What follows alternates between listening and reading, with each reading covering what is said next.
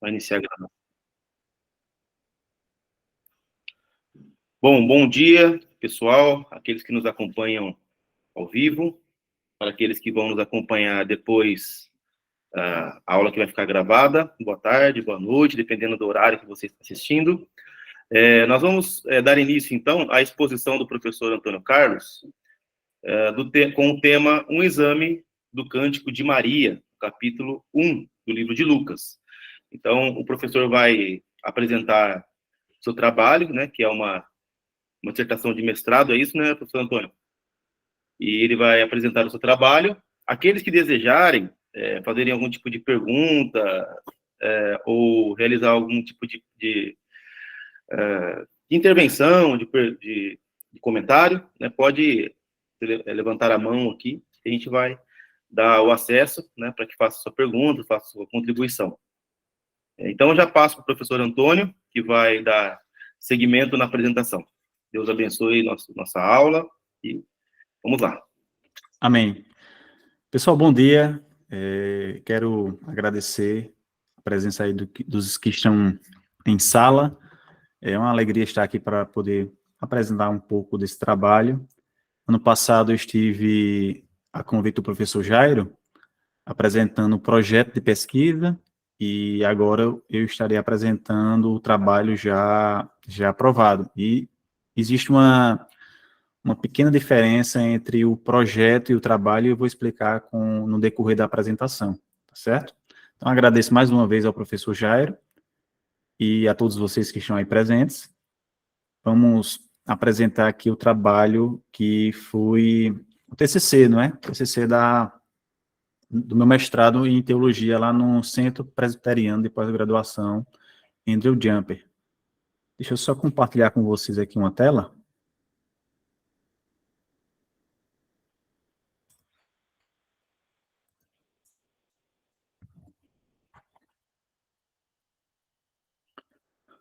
Bom, o trabalho ele tem como título A Minha Alma Engrandece ao Senhor, um exame do Cântico de Maria em Lucas 1, 46 ao 55. Todos nós sabemos que Maria, ao proferir esse cântico, ela dá início com a expressão A Minha Alma Engrandece ao Senhor, e sabemos que com o passar dos séculos, não é, nos séculos seguintes, esses cânticos eles ficaram conhecidos na história da igreja pela primeira palavra, ou pelas primeiras palavras em latim. Então, nós vamos falar aqui do Magnificat, ou, como alguns, geralmente quando é evangélico, eu sempre ouço eles chamarem Magnificat, já alguns católicos chamam Magnifica. Então, como eu não sou perito em latim, talvez aqui, se tiver alguém aí, possa nos ajudar, sempre ouço essas duas expressões, não é? Deixa eu só...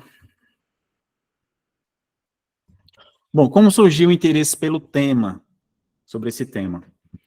O interesse surgiu, meus irmãos, em um módulo de mestrado realizado lá no CPAJ, com o professor João Paulo Tomás de Aquino. Para você que não conhece o professor João Paulo, ele é um dos professores de área de Novo Testamento, lá do centro, e ele estava finalizando o doutorado dele, o PhD dele, lá no Trinity, lá próximo a Chicago, debaixo da supervisão de Joshua Dipp, que é um dos professores lá do Trinity, também especialista na teologia lucana, teologia paulina, entre outras teologias, e eu acabei me identificando bastante com a teologia de Lucas Atos por alguns motivos, né? E o primeiro motivo, porque existe uma carência de material e estudos, principalmente em português. É interessante, meus irmãos, que não é fazendo uma competição, de forma alguma, com a teologia paulina ou a teologia joanina, mas quando a gente olha para a teologia de Lucas Atos, a gente encontra uma carência de material, principalmente em português, né? E eu iniciei meu trabalho falando que Lucas é o maior escritor do Novo Testamento em número de palavras, né? Se nós contarmos ali a quantidade de palavras do Evangelho de Lucas e de Atos, Lucas é o maior escritor. Não é maior em livro, em quantidade de livro, mas em número de palavras é o maior escritor. Porém, quando a gente olha para os materiais em português, a gente encontra praticamente nada. Não é um comentário ali da Vida Nova do James Edwards, um outro comentário mais nível básico intermediário, e muitos comentários, talvez devocionais, homiléticos, mas comentários mais exegéticos, ou livros de teologia lucana em português não existe. Então, isso foi me despertando uma curiosidade, um interesse de estudar o tema. E ali, naquele módulo, eu pude me deparar com algumas temáticas teológicas, algumas observações que o professor fez, que me deixou ainda mais interessado a fazer pesquisa na teologia lucana. Tem que ficar voltando aqui. E nessas pesquisas, a gente identifica que Lucas não era apenas um historiador, mas também um teólogo. O que nós vemos muitas vezes nas classificações dos cursos de introdução ao Novo Testamento é que Lucas, ao escrever o Evangelho, ele ali é um evangelista, claro, mas quando escreve Atos, ele é um historiador, e alguns pensam que Lucas não tem uma preocupação teológica ao escrever essas duas obras, que cremos que fazem parte de um único projeto, ou de uma única obra, vamos dizer assim, contendo 2 volumes. Essa separação na ordem canônica, ela não foi tão boa. Infelizmente, muitas pessoas acabam não fazendo essa ligação entre o Evangelho e o livro de Atos. Existe ali o Evangelho de João no meio.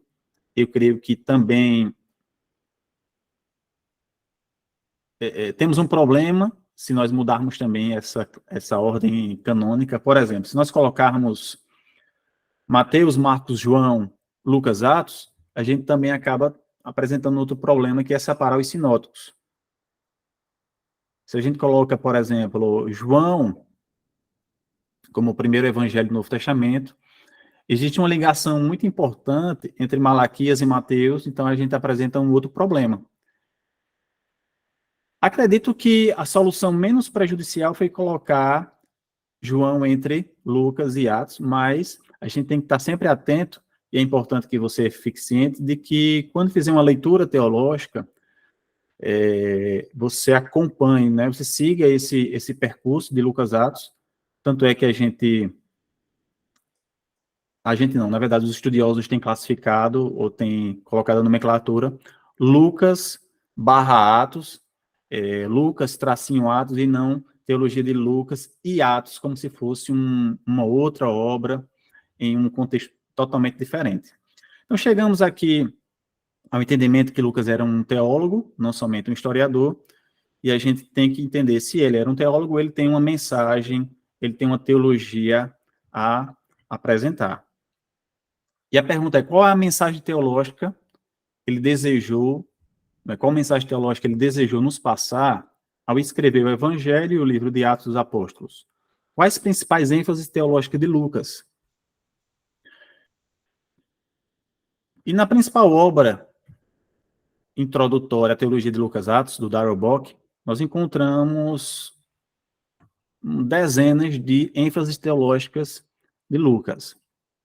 História da salvação, reino de Deus, reversão, pobreza e riqueza, jubileu, libertação, é um tema teológico bem importante. Eu tenho até interesse de escrever um artigo sobre esse tema.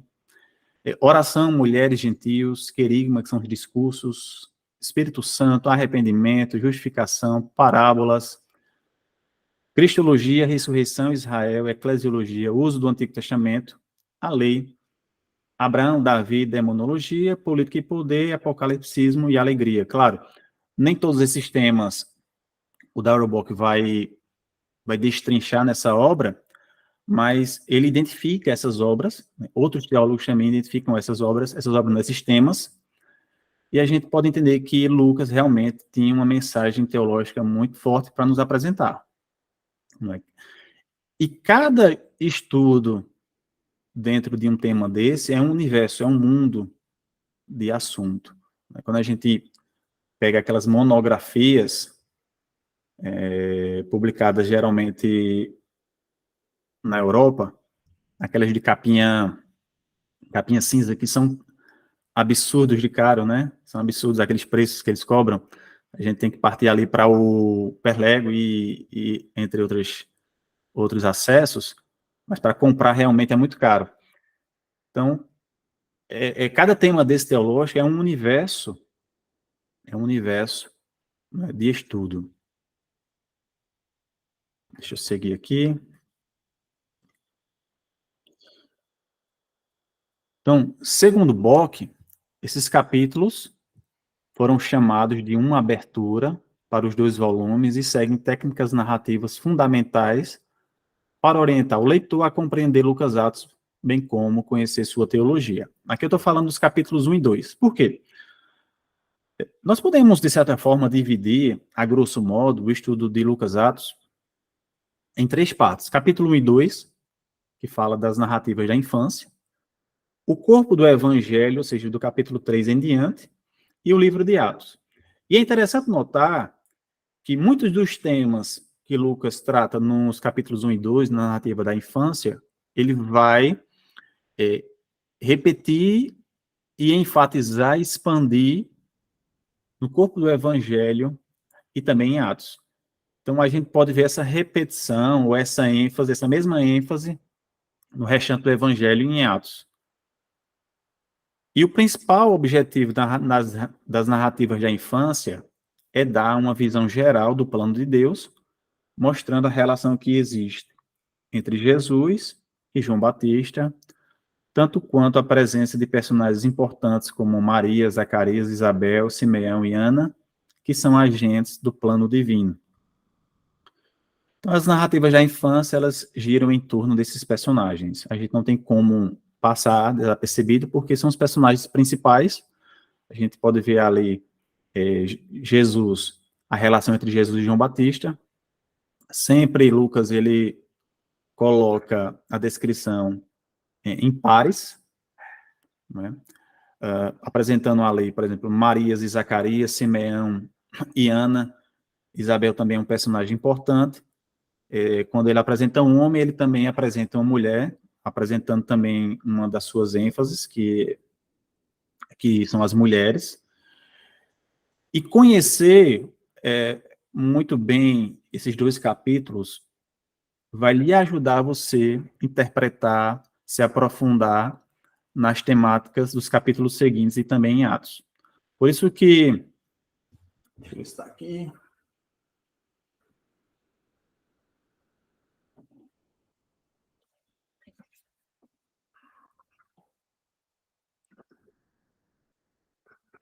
Essa obra do Raymond Brown é importante, O Nascimento do Messias, por mais que muitas vezes a gente não concorde com as conclusões dele, mas é uma obra fundamental se você quer conhecer bem esses 2 primeiros capítulos, certo? Pelo menos vai levantar você, vai instigar você a fazer mais pesquisa, não é?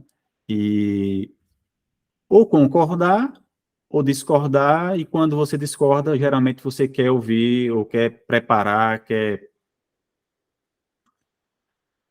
responder, não é? Quer refutar o que Brown escreve nessa obra. Então, uma obra fundamental. Se você não tem essa obra, busque, não fala somente de Lucas, fala de Mateus também. É uma obra fundamental para esse conhecimento das narrativas da infância. Os 2 primeiros capítulos de Lucas nos apresentam 3 cânticos: Cântico de Maria, conhecido como Magnificat, Cântico de Zacarias, Benedictus, e o Cântico de Simeão, Nunc Dimittis.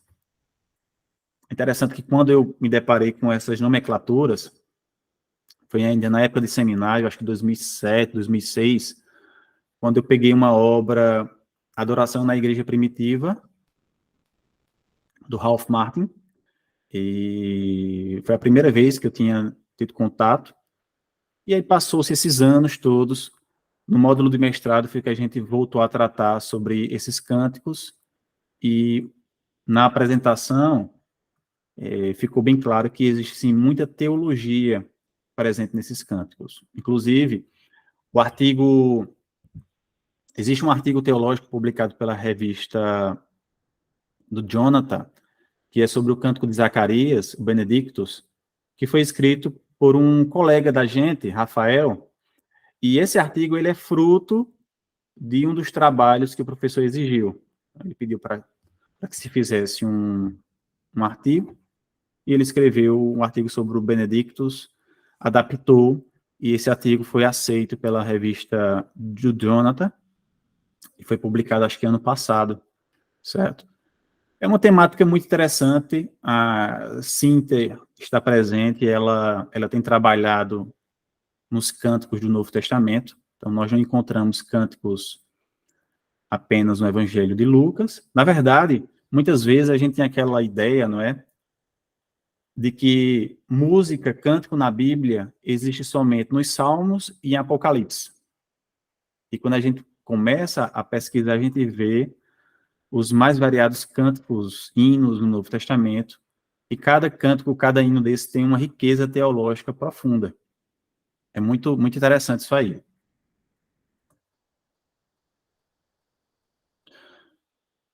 Sim, deixa eu voltar só para explicar mais uma coisa. O que é que aconteceu? Ano passado, o projeto de pesquisa, ele contemplava todos os 3 cânticos. Era uma pesquisa de dissertação, certo? A minha questão é que eu não consegui desenvolver uma dissertação. Eu consegui desenvolver apenas uma monografia. Por quê? Existem 2 cursos no CPAJ de mestrado. O mestrado ministerial, que é o MDiv, e o mestrado acadêmico, que é o STM. E eu fiz todos os créditos do MDiv, apliquei para o STM, foi aprovado, aquele trabalho, ele serviu como um critério de aprovação, porém, eu tive vários problemas pessoais, a pandemia foi uma das principais causas, que o tempo foi passando e eu não consegui desenvolver o trabalho, né? Eu consegui desenvolver o trabalho. Quando eu sentava para estudar, para pesquisar, vários problemas e também questões de trabalho, questão de família, vinham à tona e eu não consegui, somente fui conseguir voltar aos estudos quando a pandemia passou, né? Acho que cada pessoa reagiu de uma forma diferente à pandemia, e aí o professor entrou em contato comigo e disse: Antônio, seu prazo está finalizando, você tem que entregar seu trabalho o mais rápido possível. E aí eu conversei com ele, e a conclusão que nós chegamos, que seria melhor para mim, era que eu fizesse uma monografia tratando apenas de um cântico e me formasse com o grau de MDiv, um mestrado ministerial.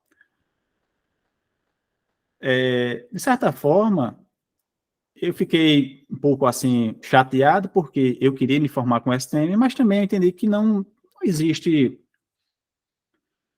na prática, pelo menos aqui no Brasil, tanta diferença em relação a esses 2 graus, certo? Os 2 graus. Aqui na prática, por exemplo, nos seminários que eu dou aula, eu não deixaria de dar aula porque tenho somente o MDiv e não tenho o STM, certo? Talvez fora do Brasil isso tenha um peso maior, mas aqui no Brasil não existe peso, até porque eu paguei todos os módulos, cumpri todos os critérios do STM, com exceção, claro, da dissertação. Então, a dissertação do Jumper gira em torno de 120 a 140 páginas, a minha monografia ficou com 52 páginas, então a gente percebe que ela tem um tamanho menor. Então, trabalhei somente com o primeiro cântico, o Cântico de Maria. Nós encontramos um quadro bem interessante na monografia, que fala sobre personagem, promessa, cumprimento e resposta de louvor. Então, para cada personagem, existe uma promessa, essa promessa ela foi cumprida, e após o cumprimento existe sim uma resposta de louvor. Então, a promessa para Maria, ele iria conceber um filho. Cumprimento, João ainda não nascido, dá testemunho de Jesus no ventre. Isabel abençoa Maria naquele encontro que antecede o Cântico de Maria, e Maria responde com um louvor. Com Zacarias, a promessa é que sua esposa, ela também teria um filho. João Batista nasce, e aí nós encontramos o Benedictus, que é o Cântico de Zacarias. Simeão, ele veria o Messias, Simeão encontra Jesus no templo, e nós encontramos o Nunc Dimittis, o Cântico de Simeão. Então, nós podemos, assim, de certa forma, compreender bem essa narrativa, esses cânticos, através do personagem, promessa, cumprimento e resposta de louvor. Então, ao escrever sobre o Magnificat, busquei responder: quem compôs o cântico? Quais fontes ou materiais influenciaram na composição do cântico? Qual a natureza e extensão das fontes? Qual a teologia presente no cântico? Qual a mensagem que Lucas quis transmitir? E como a mensagem presente no cântico se relaciona com a teologia lucana? E, por fim, apresentei durante o trabalho, apresentei uma revisão de literatura contendo as principais discussões das últimas décadas. O professor João Paulo, ele tem uma característica que ele é muito exigente na revisão de literatura. Ele sempre fala que quer que o aluno pesquise essas últimas e principais discussões sobre um tema. Se você pegar um artigo dele, pegar um trabalho dele, ele vai ter um capítulo ou um espaço dedicado a isso, como também ele exige dos seus alunos. Tem professor que já não exige, vai depender muito do professor, ou exige uma quantidade menor de pesquisa. Então, a dica dele, ou a orientação dele era: olha, tudo que você encontrar escrito relacionado a seu tema, você tem que fazer uma pesquisa e fazer um resumo da proposta desse autor. Então, tudo que eu ia encontrando, eu ia fazendo um resumo, os principais teólogos e exegetas, claro. Tudo não quer dizer que eu fui exaustivo, não é? Até porque, para vocês terem ideia, existe uma monografia do Stephen Ferris, que ela custa R$ 1.400.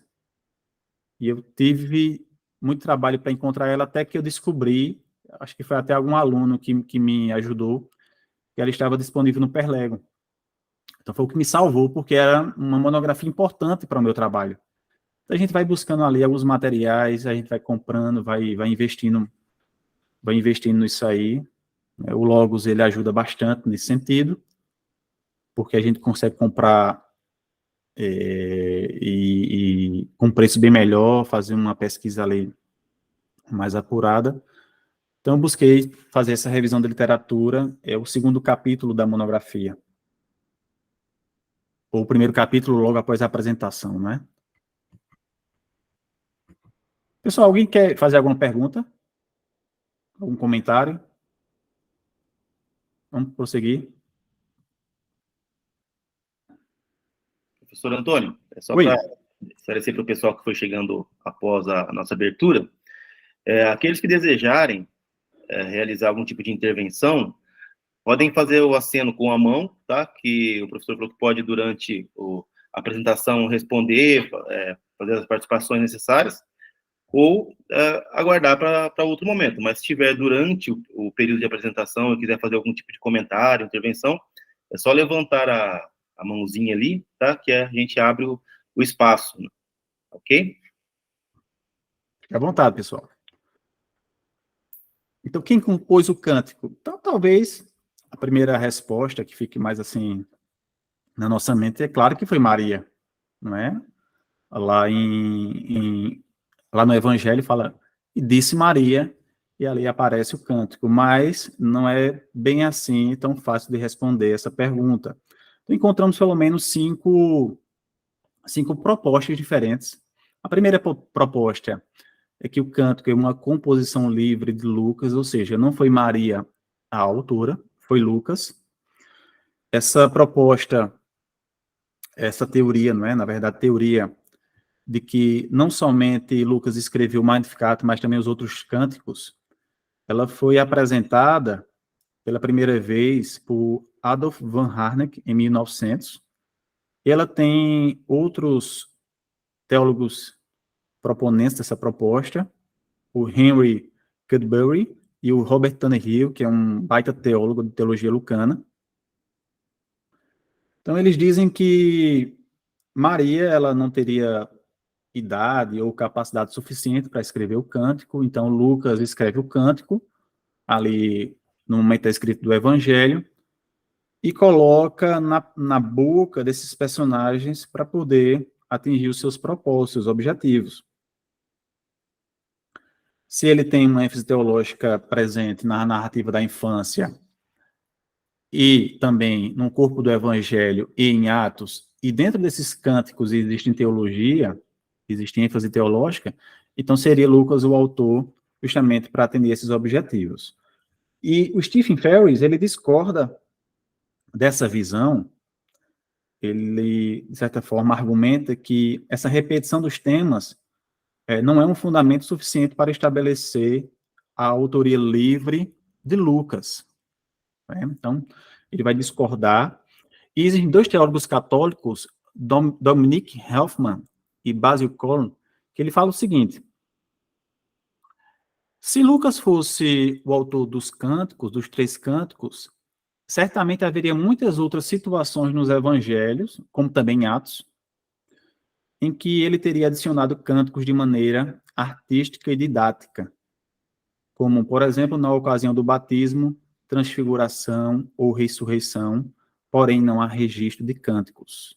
Então a pergunta é, se Lucas realmente foi o autor, por que ele não escreveu outros cânticos em momentos também tão importantes, ou até mesmo mais importantes?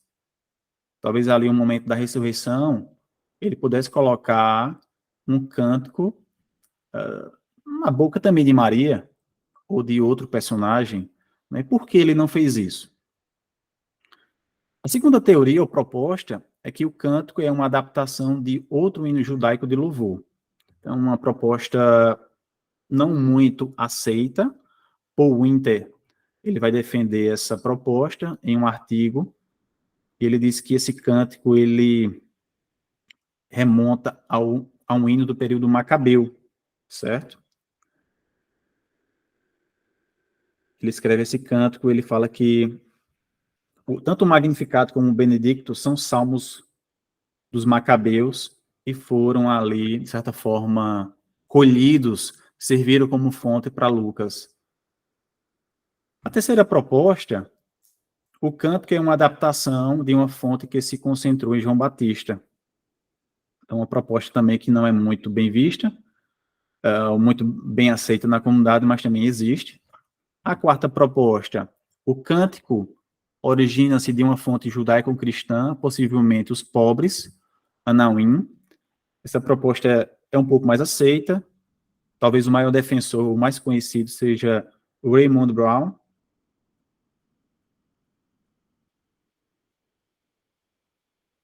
Nós temos também... Sim, essa terceira proposta, o canto, que é uma adaptação de uma fonte que se concentrou em João Batista, ela é defendida por Rudolf Bultmann, August Klostermann e Walter Grudman, tá certo? A terceira proposta é defendida por esses autores. A quarta, o principal é Raymond Brown, ele vai dizer que esse hino, ele foi composto por judeus cristãos que já viviam ali nas primeiras décadas do primeiro século.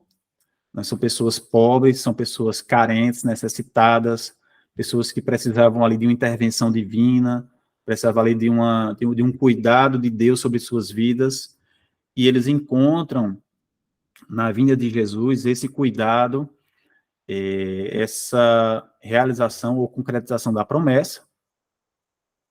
Então não foi Lucas, não foi Maria, muito menos era um hino do Antigo Testamento, ou remontando ao passado, mas um hino ali já cristão da igreja primitiva, e Lucas pega esse hino, usa esse hino como fonte.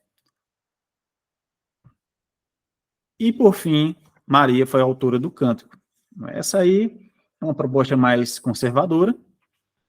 A gente pode encontrar, talvez, o Gresham Machen, um dos primeiros a defender essa proposta. Na verdade, não primeiro a defender, mas o primeiro... Deixa eu explicar, defender, né? Durante toda a história da igreja, sempre se pensou que Maria fosse a autora. Mas aí quando surgiu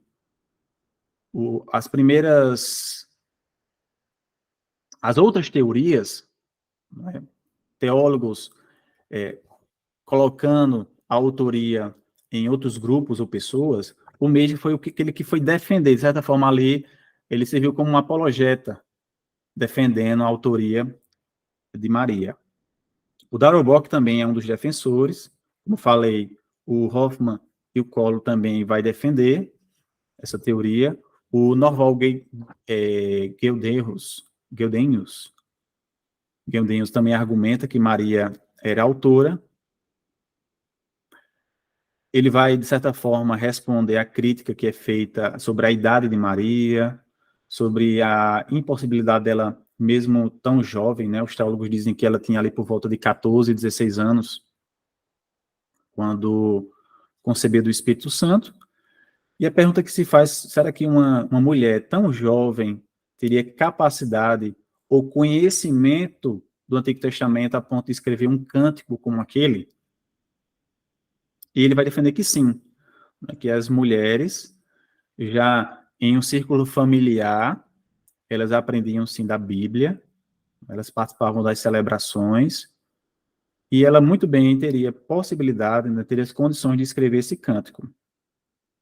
Agora, qual é o problema de questionar a autoria do cântico por parte de Maria? Primeiro, eu vejo um certo problema porque o próprio evangelista afirma que foi Maria a autora. Se ele afirma que Maria foi a autora, se ele afirma que foi Zacarias o autor e Simeão o autor, e não foi, então a gente tem um certo problema, não é? Eu encontro aqui um certo problema. E a pergunta, se realmente não foi Maria, nem Zacarias, nem Simeão, os autores dos cânticos, e Lucas colocou a autoria na boca deles, como ter certeza, como afirmar de que em outros momentos, tanto no Evangelho como em Atos, aqueles personagens foram autores de discursos, de pregações, de ensinos, de defesa. Existe, por exemplo, parábolas presentes somente em Lucas. Se eu for seguir essa teoria, como eu posso ter certeza que foi Jesus realmente que proferiu aquela parábola? Como eu tenho certeza de que foi realmente Pedro que apresentou o discurso em Atos 2? Eu posso também dizer que foi Lucas o autor e colocou esse discurso, esses ensinos, na boca de outros personagens. Então, esse critério, ele é um critério que eu penso ser perigoso. Agora, nós sabemos que os evangelhos, eles foram escritos através de seletividade, organização e adaptação. Então, para concluir esse momento aqui, irmãos, quem compôs o cântico, eu quero deixar claro que o trabalho ele defendeu que o cântico remonta a Maria, mas também nós não descartamos a seletividade, a organização e a possível adaptação do cântico por parte do evangelista Lucas, com o objetivo de atender os seus propósitos. Em resumo, defendi que Maria foi a autora do cântico, mas sim, Lucas pode ter feito possíveis adaptações no cântico para defender os seus propósitos teológicos. Eu não sei se vocês já tinham se deparado com essa discussão acerca da autoria dos cânticos. Então, se não tinham, existe pelo menos aí 5 propostas acerca da autoria, não é? 5 propostas. As 4 primeiras eu vejo como propostas com certas dificuldades, não é? Complicadas, e eu defendo sim que Maria foi a autora do cântico. Alguém quer fazer alguma pergunta?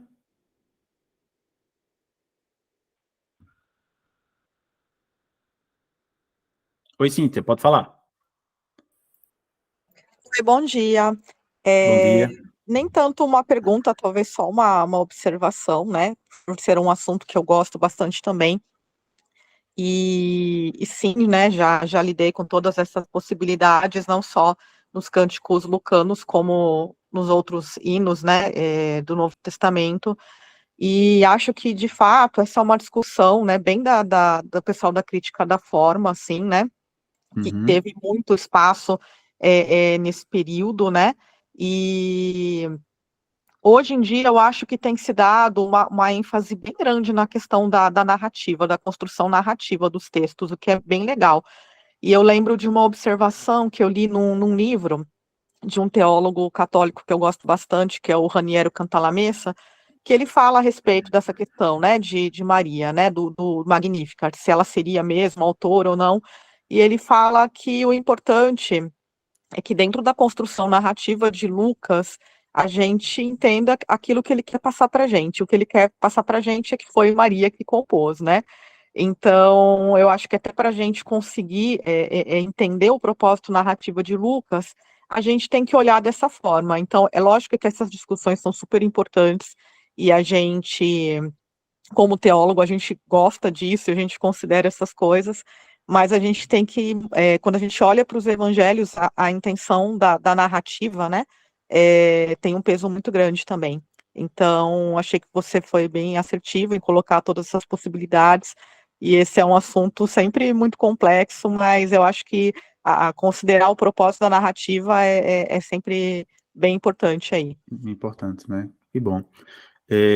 Claro, no trabalho tá melhor explicado, né? A gente vai apresentando aqui, acaba pulando alguns pontos, algumas etapas, alguns detalhes, até mesmo aquelas notinhas de rodapé que são importantes para aprofundamento, mas é interessante que até então, principalmente quando a gente conversa com o cristão que não tem tanto aprofundamento teológico, não participou desse tipo de pesquisa, a resposta que vem de imediato é que o autor foi Maria, Zacarias, Simeão, e não existiria nenhuma outra possibilidade, ou ninguém acha que ninguém pensa diferente disso, não é?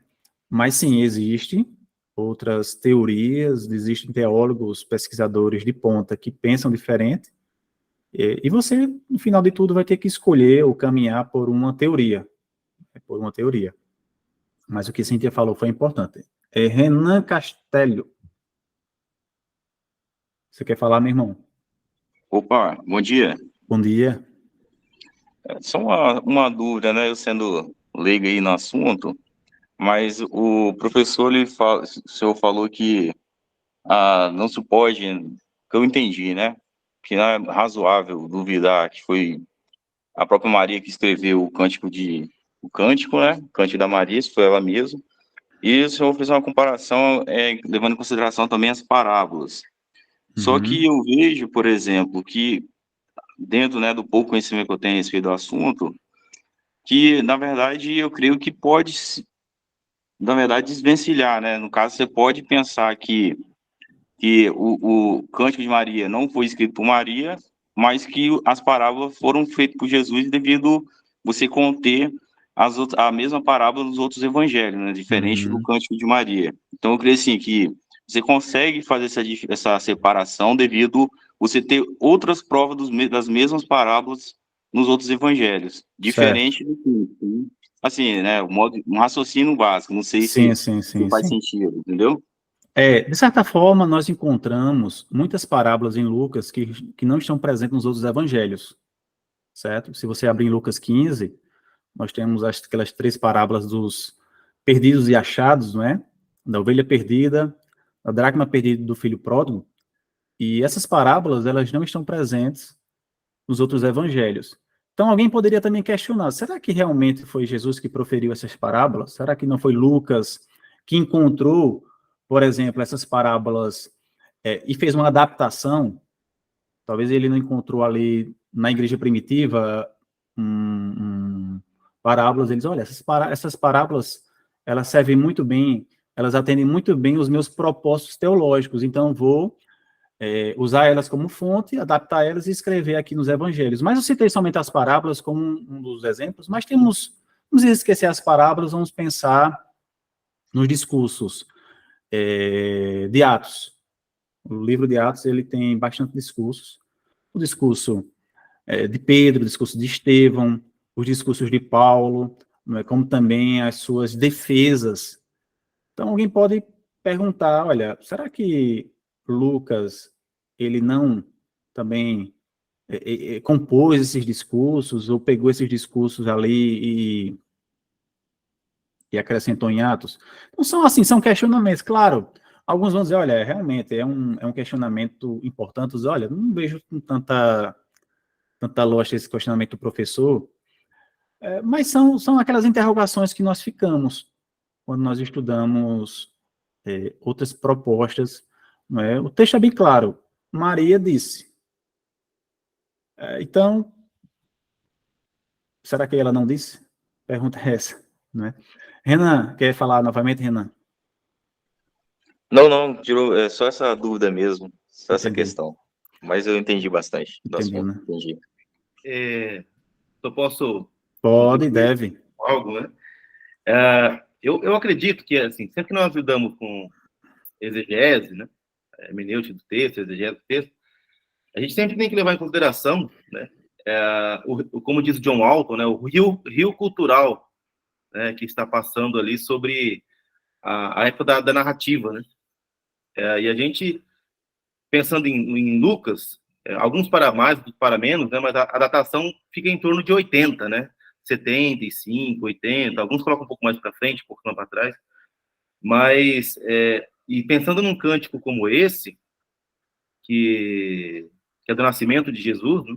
Então a gente tem, o fato narrado, ele está por volta de 4 a 6 antes, né, de Cristo. E levando em conta, quando o evangelho é escrito, por volta de 75, 80, então a gente tem mais ou menos 80 anos, né, de distância entre a narrativa composta e o fato narrado. Aí a gente pensa no contexto da época, né, onde a maioria esmagadora assim, da população campesina não era letrada, né, era analfabeta, porque era comum que eles não soubessem escrever, era comum. Eles não precisavam ler e escrever no dia a dia. Então a gente tem uma tradição oral, né, que ela vai se estendendo aí vamos pensar no caso de Maria, né, no ano 4, mais ou menos, antes de Jesus, até por volta do ano 75. Então, e possivelmente ela não estava mais viva quando o evangelho foi composto. Então, a gente tem toda uma tradição oral que foi perspassando o tempo até a composição do evangelho, o que torna mais difícil a gente buscar aí a possível autoria, né? Uhum. Edição. Eu defendo a autoria de Lucas e de Atos um pouco mais cedo, Júnior. Uhum. Eu vou defender ali no início da década de 60, não é? Uhum. Eu fui convencido por alguns autores por isso. Eu creio que Atos ali termina no capítulo 28 com Paulo preso, porque Lucas não tinha conhecimento dos detalhes que aconteceriam um pouco mais à frente, não é? Eu sei que existem alguns outros teólogos que defendem que Lucas iria escrever um terceiro volume, certo? Legal. Um terceiro volume. Mas, assim, entra no campo da conjectura, né? Fica muito assim, será? Sim ou não? Né? Mas eu defendo isso. Conforme o capítulo 1 de Atos, de ação de Lucas, que fala da extensa pesquisa, a conclusão que se chega é que a pesquisa foi feita tanto de fontes orais como de fontes escritas, certo? Como Lucas recebeu esse canto como fonte, é uma pergunta interessante. Será que alguém já tinha registrado, não é, essa fonte, tinha escrito essa fonte, não é? Ou será que foi passando oralmente, não é, boca a boca? Também a gente fica naquela pergunta, será que Lucas chegou a entrevistar Maria? Existem teólogos que defendem que sim, né, devido a essa riqueza. Então, é uma questão importante. Yuri. Bom dia, pessoal. Um prazer aí. Gostaria de, desde já, parabenizar o professor pela construção muito bem feita aí do tema. E só para pegar esse gancho da tradição oral, porque, na verdade, ela não poderia ser escrita, né? Os judeus, eles não podiam escrever essa tradição. Então, esse levantamento que o senhor fez agora sobre ser uma forma escrita ou ser uma forma oral, ela é bem pertinente no sentido de que, no âmbito judaico, ela teria que ser necessariamente oral, né? E agora, no âmbito, vamos dizer assim, já mais amplo, né, se você for levar em consideração isso, podia ser que alguém tivesse contado essa história maravilhosa do Messias e ter escrito isso, né? Uhum. É interessante. Isso aí, é, eu ia falar algo agora que fugiu da mente. Eu ia falar algo aqui. Se eu lembrar, eu vou falar, Yuri. Eu ia fazer um comentário que você falou aí, certo? Mas eu vou lembrar e vou falar. Diego. Oi, professor, bom dia, Bom tudo dia. bem? Tudo bem. Eu acabei saindo da live aí por uns minutinhos, perdi um pouquinho o rumo da conversa, mas eu queria deixar uma dúvida aí. Queria que você me ajudasse numa questão. Todos os autores que defendem que não foi Maria que escreveu, ou não é dela esse cântico, né? Esse cântico não é dela. Todos esses autores, eles acabam caindo na crença de não crer na autoridade das escrituras, não crer na autoridade daquilo que foi escrito. Eles acabam caindo nesse ceticismo mesmo, duvidando de Lucas, duvidando de Mateus, ou a possibilidade, igual o nosso irmão, né, aí havia perguntado, colocando as parábolas também, né? Uhum. Por exemplo, ou eu posso não crer, ou alguns autores, né? Esses autores que não creem que foi Maria, eles podem não crer que foi Maria que fez essa oração, cantou, né? Que fez esse cântico, e mesmo assim crer na autoridade daquilo que Lucas escreveu, crer na autoridade bíblica. Como que funciona isso? Olha, vamos lá. Eu acho que eu seria desonesto se eu dissesse que quem defende as quatro primeiras propostas não acreditam na inerrância, infalibilidade, inspiração da Bíblia, não é? Alguns sim, mas nem todos. Bom, agora quem defende o quinto, geralmente eles são defensores, né, ferrenhos da autoridade, infalibilidade, inspiração da palavra, tem esse compromisso, tá certo? Por exemplo, um dos principais defensores, o Machen, se a gente for olhar a história de Machen, ele é um defensor, um grande defensor da inspiração, autoridade e infiabilidade da Bíblia, no contexto ali do seminário de Westminster. Todo mundo sabe da história do seminário, né, como surgiu o seminário. Então, existe isso. Eu creio que o quinto realmente, quem defende o quinto tem esse compromisso. Os quatro, alguns sim, outros não, certo? Me lembrei, Yuri tá aí? Me lembrei, Yuri, que eu ia falar. O Stephen Ferris, ele diz o seguinte, o cântico ele foi proferido em qual língua? Não é? Muito proferido em qual língua? Então, chega-se à conclusão que, muito provavelmente em aramaico. E Lucas escreve em grego. Então, devido a isso, nós podemos entender que houve adaptações. Como manter um cântico traduzindo de uma língua para outra, manter as características originais do cântico. Claro, nós encontramos muitos semitismos no cântico, mas por isso que, sim, temos que crer que teve um toque ali de Lucas nessa apresentação, na escrita do cântico, tá certo? Então, vamos seguir. Vamos apresentar aqui a outra pergunta. Essa é mais direta, né? Quais fontes ou materiais influenciaram na composição do cântico? Então, o hino que Maria canta é um salmo pessoal de louvor que se assemelha às tradições do Antigo Testamento. Então, não é nada original, no sentido que não tivesse já algo tido escrito. O cântico encontra semelhança com a poesia hebraica usando paralelismo sinônimo. Nós podemos perceber isso de forma bem clara, o uso do paralelismo. Quem já estudou poesia hebraica sabe muito bem que é uma característica muito comum. E Maria alude ao cântico de Ana e ecoa alguns salmos. Então, no trabalho, eu apresentei essas alusões e ecos, né, bastante salmos. Então, prova que Maria tinha um conhecimento profundo do Antigo Testamento, tá certo? Ela tinha um conhecimento profundo do Antigo Testamento, fruto de uma característica que era que tanto homens como mulheres, mesmo crianças, ali, adolescentes, eles estavam ali presentes nas atividades religiosas, presentes em alguns momentos importantes para o povo hebreu, não é? Páscoa e as demais festas, e sim, eles aprendiam muito bem o Antigo Testamento.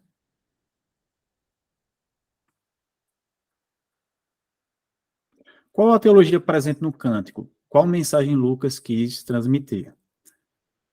Então, nós encontramos, sim, na monografia, segue-se a exegese do texto, então fiz ali uma exegese de toda a passagem, e a conclusão que nós chegamos no trabalho é que a teologia presente no cântico, e ela vai ser repetida e intensificada no restante do Evangelho e também em Atos, a história da salvação, redenção, Senhor, o senhorio de Cristo, promessa e cumprimento, Espírito Santo, reversão, não é, que é a relação entre pobreza e riqueza, mulheres, Israel e gentios, e duas alianças importantíssimas, que é a aliança abraâmica e a davídica. Então, são temas presentes ali no cântico, e Lucas ele vai desenvolver essas temáticas também nos outros cânticos, não é? Apresentando ali os outros cânticos, como também toda a sua narrativa, toda a sua seleção de materiais para apresentar o Evangelho e também Atos dos Apóstolos. Deixa eu ver se tem. Pronto.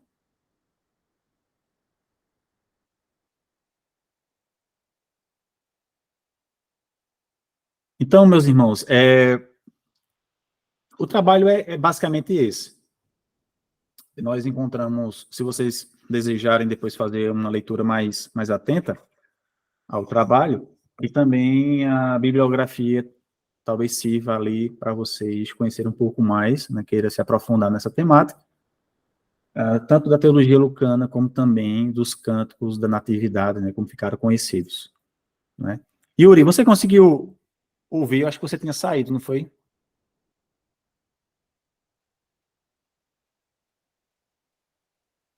Acho que ele não está ouvindo bem, não. Desculpa, eu não entendi. Tu pode repetir? Eu ia fazer um comentário à sua pergunta, e aí eu acabei esquecendo, depois eu fiz o comentário, acho que você não chegou a ouvir o comentário, não é? Não, me perdoe. Não, sem problema. Acho que você deu um problema de conexão, acabou saindo da sala. O que eu comentei foi o seguinte, existe também uma discussão muito ampla acerca de como Lucas recebeu esse cântico, porque muito provavelmente ele foi proferido em aramaico, por Maria. E ali ele teve que usar essa fonte em aramaico, quer seja ela escrita ou oral, e adaptar, de certa forma, não é, traduzir, vamos dizer assim, no linguajar atual para o grego, visto que o evangelho foi escrito em grego.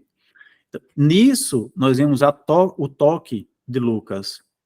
Então, a autoria de Maria, mas sim houve, né, não somente nesse texto, nesse canto, mas também em todo o evangelho, o que Kostenberg diz que é seletividade, organização e adaptação. Então, sim, pensamos que Lucas também ele tem um toque ali para poder atender aos seus objetivos. Antônio? Oi. Uma pergunta, assim. Pode fazer, meu irmão.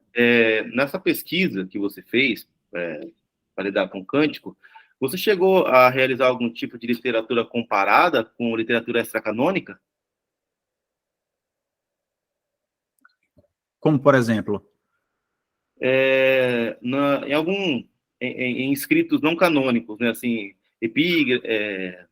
pseudepígrafos, não canônicos, apócrifos, se tinha algum tipo de alusões a falas do cântico, alguma similaridade. Você chegou a fazer essa pesquisa na literatura extracanônica? Sim, eu me deparei aqui na na revisão de literatura, algumas propostas, e nós encontramos aqui, de certa forma, um personagem importante, ou uma personagem importante, no Antigo Testamento, que é Judite,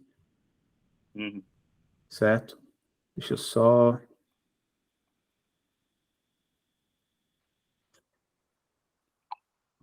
Mas Judite, ela não relaciona especificamente com o Cântico de Maria, com o Cântico de Simeão, tá certo?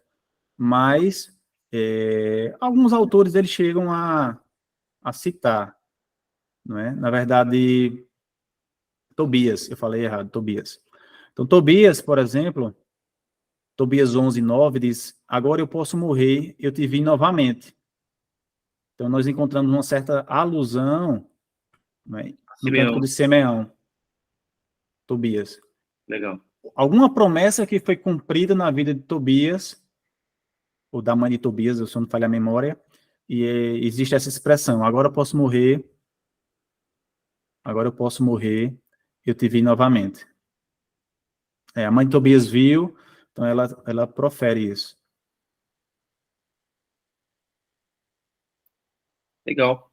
Outro tema interessante é que no Benedictus existem 7 elementos da bênção araônica: a bênção, manutenção, brilho, concessão, elevação, face e paz, não é? Quem defende essa semelhança, esse eco, esse paralelo, é o David Stallman, em um artigo chamado Hymns for the New Age, um artigo publicado no ano de 91, até antigo. Legal. Se o professor tiver algo mais a acrescentar, ou algum outro aluno participante quiser comentar algo, fazer algum tipo de pergunta, hoje o professor Jairo teve um compromisso e pediu que eu moderasse a nossa reunião. A Cíntia levantou a mão. Oi, só para tirar uma dúvida aqui, duas na verdade. Você trabalhou bastante na sua monografia a questão da intertextualidade com o Cântico de Ana, outros cânticos do Antigo Testamento, Salmos, e também eu queria saber se, porque eu acho que você comprou o comentário de Lucas, do Ben Whittington e da Emidio Levine, e se ela apresenta alguma coisa diferente do que a gente está acostumado por ela ser de uma outra tradição. Eu queria saber se tem alguma contribuição interessante para o teu trabalho que vem desse material especificamente. Tá, eu não encontrei, assim, uma contribuição particularmente original nesse cântico através dessa obra. Não que a obra não tenha contribuições, tem. Mas o que é que aconteceu? Como eu comprei essa obra já no final da escrita, o que eu encontrei nessa obra já tinha sido escrito por outros autores, já tinha sido apontado por outros autores, certo? Talvez os principais autores que trouxeram contribuição foi o Brown, Joel Green, Darrell Bock, o David Garland, que eu acho um baita teólogo, e entre outros. Então, o que eu encontrei naquela obra, Cíntia, não trouxe nada novo. Então, eu não quis, assim, apenas, não é, pegar uma coisa ali e tentar dar um enxerto ali para ter mais uma obra na bibliografia, tá certo? Pelo menos, talvez, em outras passagens, sim, eu acredito que nós encontraremos mais originalidade, mas, pelo menos, no canto que eu não encontrei, não. Ah, ok, obrigada. Por nada. Oi, Renan, pode falar. Deixa eu fazer uma pergunta, né? Assim, no início do seu trabalho, você falou que se negligencia muito a questão de Lucas, né? O próprio material referente ao texto de Lucas, né? Mas deixa eu te fazer uma pergunta. Você não acha, assim, que pode ser questão de momento acadêmico, vamos dizer assim, por exemplo, né? Fazendo um anacronismo aqui, só para você entender. Por exemplo, você tem na história da igreja, você tem temas que são mais tocados. Uma hora a ênfase está sobre Trindade, outra hora a ênfase está sobre encarnação, sobre Espírito Santo. Aí você vem no momento acadêmico, você tem uma ênfase na questão paulina, depois tem os descobrimentos de Qumran, e tem uma ênfase na questão do Antigo Testamento. Você não acha que seja simplesmente uma questão de momento, ou seja, não está ainda no momento em que está virado os olhos para os textos de Lucas, ou você acha mesmo que é uma questão de negligência mesmo? Não se tem muito material a respeito de Lucas. Eu concordo com você, mas também eu apresento na monografia que esse crescimento pelo interesse em teologia lucana está em ascensão. Não está em ascensão.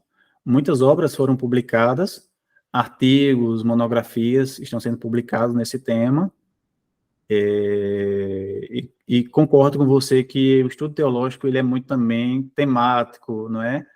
Ele é de momento. Mas, por exemplo, agora que esse crescimento pelo interesse em teologia lucana tem surgido de uma proporção maior, aí vem, por exemplo, aqui no Brasil, as discussões sobre a NPP. Então, por exemplo, vamos pensar no mercado editorial. Atualmente, hoje, talvez seja mais interessante para uma editora publicar uma obra que fala sobre NPP, ou concordando ou refutando, do que publicar uma obra técnica, não é? Um comentário mais técnico acerca de Lucas. É o que eu penso. Mas sim, no mundo tem surgido grandes pesquisadores. Os pentecostais têm também tido um papel importante, porque é um tema que interessa bastante a eles. Né? A editora Carisma lançou, acho que, 2 obras sobre essa teologia lucana, mas talvez um manual, né? Deixa eu pegar aqui só para vocês verem.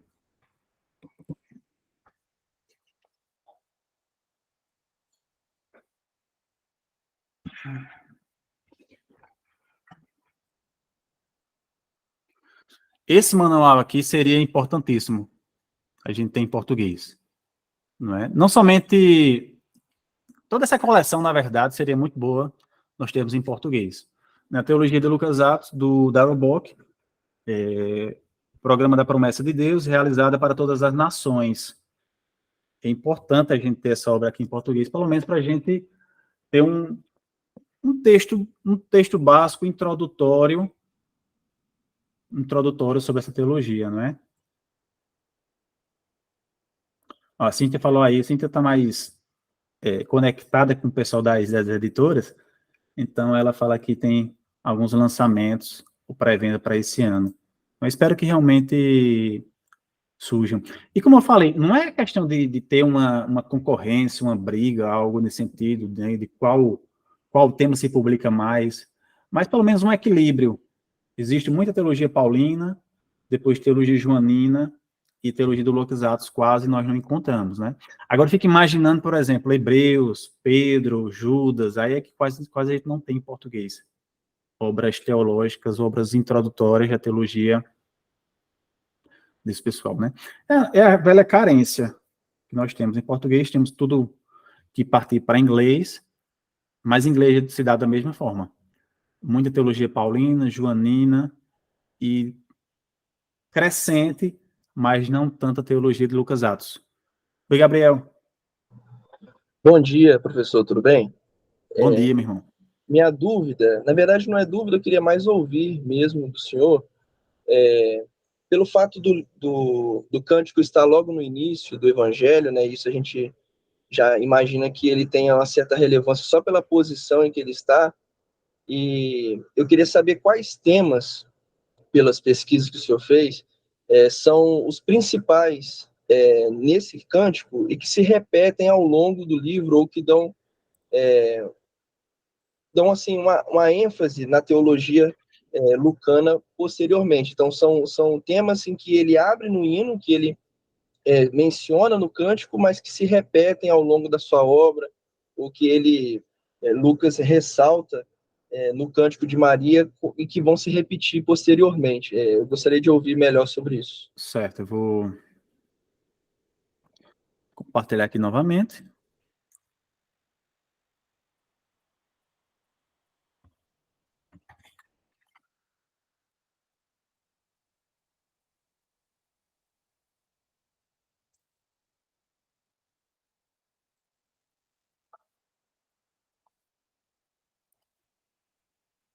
Então, nós encontramos esses temas, na história da salvação, redenção, Senhor, promessa e cumprimento, Espírito Santo, reversão, pobreza e riqueza, mulheres de Israel e gentios e alianças abraâmica e davídica.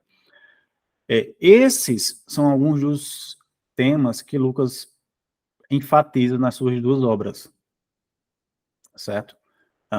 Eu citei anteriormente, não é? Uma vasta temática da teologia lucana.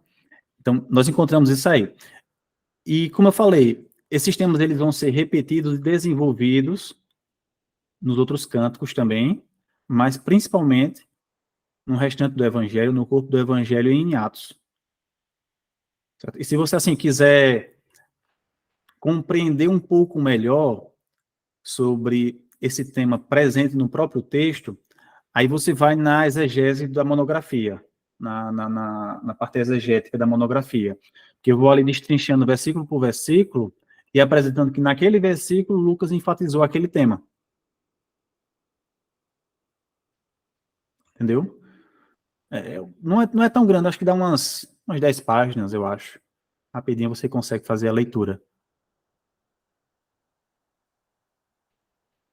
Eu também tratei de um problema de crítica textual, porque em alguns manuscritos antigos, nós encontramos Isabel disse.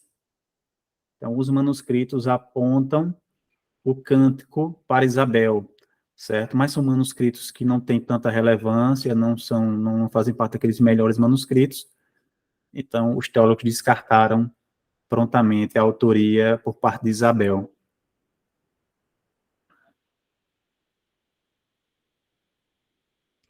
Meus irmãos, mais alguma pergunta, algum comentário? Então, para mim, meus irmãos, essa monografia ela serviu como um ponto de partida, certo? Como um ponto de partida, como um interesse por mim para estudar de uma forma melhor a teologia de Lucas Atos.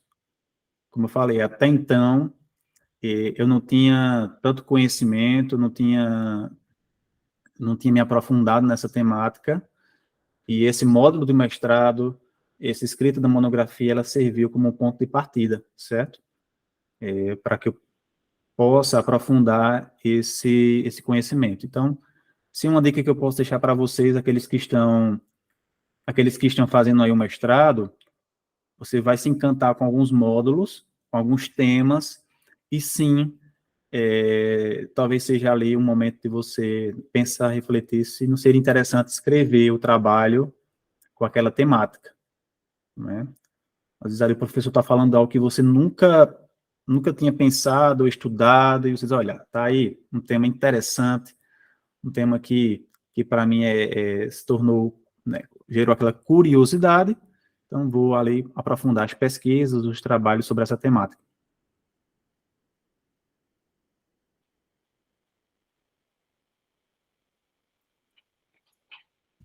Maravilha. Obrigado, professor Antônio. Obrigado a todos que participaram desse encontro. Caso alguém ainda tenha alguma contribuição, pergunta para fazer, o comentário da Cintia aqui, diz que o tema é fascinante, né? De fato é. Acho lindo os cânticos também. O de Simeão é muito bom. Todos eles, né? São cânticos que realmente são muito bonitos, né? E fica a dica do professor Antônio. Para objeto de pesquisa também, faltam, né? Faltam materiais, e quanto mais puder se agregar, melhor ainda. Aqui quero agradecer a todos, né? Obrigado pela paciência, e estou à disposição. Se alguém tiver alguma dúvida ou interesse, alguns materiais eu tenho salvo em PDF, outros são realmente livros, mas ali eu posso mandar um extrato do livro, né, mandar um trecho do livro, daquela passagem bíblica para você. Estou à disposição, tá? Estou aqui para ajudar.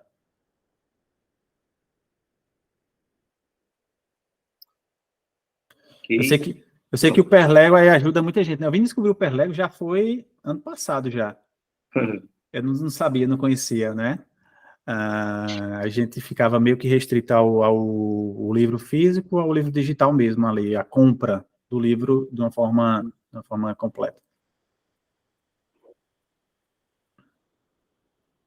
Eu vou encerrar a gravação aqui, então, professor, e possivelmente, né, o seminário vai disponibilizar esse vídeo depois para os alunos, os interessados, mas, em nome do seminário que eu fui convido hoje pelo professor Jairo, eu agradeço a todos, os professores, os participantes, e que Deus abençoe esse nosso final de semana.